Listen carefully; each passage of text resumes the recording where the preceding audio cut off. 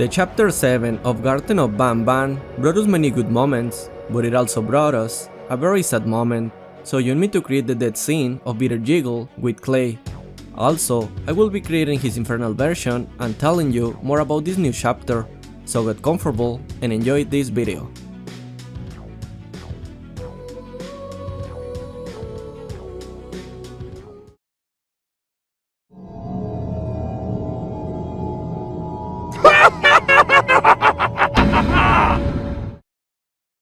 When we arrive to the apartment building, we will find a red door. We will open it with a red card that the sheriff gave us. When we enter, we will see a very narrow and dirty hallway. If we open the red door on the right, we will see a Yevanian citizen. He will have white eyes and black cap. He will be scared and ask us who we are. But the best thing to do is to ignore him and continue advancing. To the right, we will see that there are some stairs to go to the upper floors. When we get to the second floor and turn left, we will see another red door.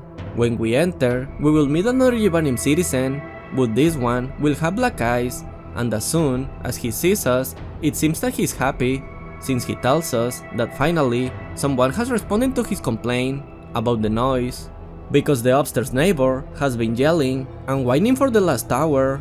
So the citizen proposes that if we make the person upstairs shut up, he will tell us what he knows about who attacked the city of Sirengen. On the same floor, we will find a letter that mentions the following. This report is being written to address management's concerns regarding the phenomenon of Case 11's constant disappearance and reappearance within its holding cell. We are aware of this, and our team is working tirelessly to understand these occurrences. Unfortunately, Case 11 has yet to give an explanation itself, always acting oblivious to any strange actions we describe. Suspiciously, every time this phenomenon occurs, the surveillance cameras in Case 11's cell shut down temporarily and turn back on upon Case 11's reappearance. This is not suspected to be a manual action performed by facility personnel, meaning we don't suspect that facility personnel to be secretly aiding Case 11 with this. A possibility is Case 11's exceptional speed, but nothing is certain. We remain unable to capture the exact moment of the disappearance of Case 11 when the phenomenon occurs, but we will continue to attempt to find an explanation for this. The case is not ready for presentation. When we go upstairs to investigate the noise, we will see again a red door, and when we open it, we will find a Yevanian citizen who is pointing to the hole in the right wall and is screaming non-stop. But from one moment to another, he will stop screaming and will quickly get under his bed. We will hear a voice that tells us that he is still hungry, and from the hole in the wall will come out a beast, and it is nothing more and nothing less than BITTERGIGGLE possessed. Now, his skin is a dark grey tone, he has several marked veins, and his entire torso is split in half, and from it come out big teeth of a bright lilac color, and he has a rather long tongue. BITTERGIGGLE mentions that he remembers us, and that we always hate his jokes, so we have to run away from him. We have to hurry and go through a kind of labyrinth, but we must be careful because we are in a high place and we have to jump from one side to another. BITTERGIGGLE is about to catch us and we have to jump to the other side, but it is far away. Fortunately, the sheriff is there to help us, so he ends up saving us from that terrible, evil beast.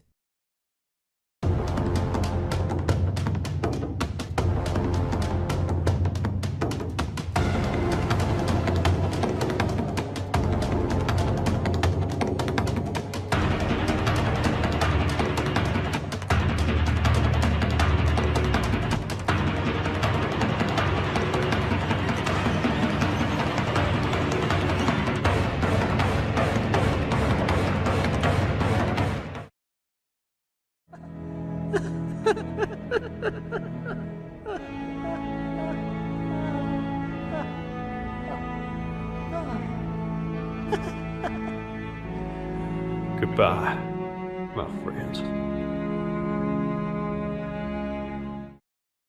When we get to the Givanium Citizens Bar, we have to go to the bartender and he will tell us that the boss wants to talk to us, so he sends us to go to the back and he will open the door for us. So we will go there and we will see a red door, we will go out of there, and when we turn right, we will see an alley, and there we will meet the Sheriff TOADSTER. He mentions that he went from being the Queen's personal bodyguard to a bounty hunter, living in a back alley, and he is quite humiliated by his demotion. He also mentions that he is facing his worst nightmare, a world ruled by criminals and lawbreakers. He also adds that everyone seen in that place is either dead or brainless, and asks us if the mayor, Sirengen, plans to use Jumboyosh against Sir Daradu. The sheriff, this time, will not help us, as it is impossible to execute his plan without fake broccoli to lure Jumboyosh. And he sends us to one of the apartment buildings because there is someone with valuable information about Jumboyosh. And in order to enter these buildings, the sheriff gives us a valuable red card, and finally, he mentions that maybe his creators were right to move in there, since he belongs in some forgotten alley with the garbage and boxes. Behind the sheriff, we will find a letter that mentions the following: "We really need to talk about this. He's growing at a rate that's far greater than we anticipated, but the size is the least of my concerns. As he grows in size, so will the chance of him getting discovered for other reasons. His crying will become louder, and the rumbles he makes every time he moves will become more noticeable. He is also maturing fast, and soon what little distractions we give him will not keep him quiet while we're not around. What child can bear being away from their parents from too long? I think we need someone to look after him while we're away. There are many abandoned materials lying around down here, so I'll get started with those." We'll run into the sheriff again, just as BITTERGIGGLE is chasing us, and he shows up at the right time to help us escape from that beast. When the sheriff saves us, he tells us to hide in a small room. When we enter, he will close the door and tell us that he doesn't understand, since he only asked us to go talk to a witness to find out the whereabouts of Jumboyosh, and asks us how we ended up on the rooftops running from a crazy BITTERGIGGLE. So he sends us to the corner and to keep quiet. Just at that moment, BITTERGIGGLE enters and knocks down the door. The sheriff stops him and asks BITTERGIGGLE to calm down, or he will take legal action. BITTERGIGGLE is mad with anger, and the sheriff slaps a gold star on him, similar to the shield on his chest. The sheriff can't believe it and tells BITTERGIGGLE that he didn't mean it. BITTERGIGGLE tells him not to worry, that he deserves it. He also mentions that despite everything he's going through, he can't stop thinking about one thing, taking time out of his day to make someone laugh because he didn't appreciate it enough. And what's worse, he hasn't experienced such a euphoric feeling yet. He's always the one telling jokes, and he hasn't had anyone tell him a joke yet, so he asks the sheriff to tell him one.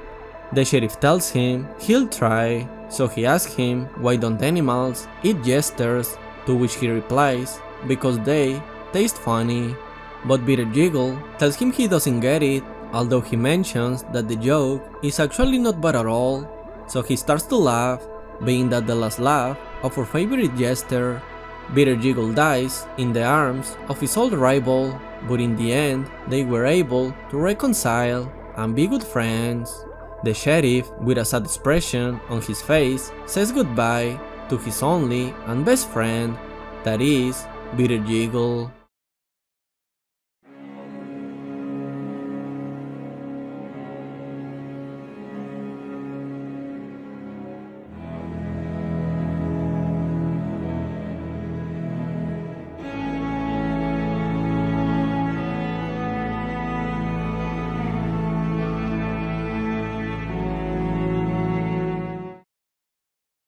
This has been all for the moment. I hope you liked Evil Bittergiggle, the sad Sheriff TOADSTER, and the death of our favorite jester made of clay. If you want me to make more characters of this chapter, let me know in the comments. Also, I invite you to subscribe and leave your like. With this, you support me a lot. Greetings, take care, and see you in the next video.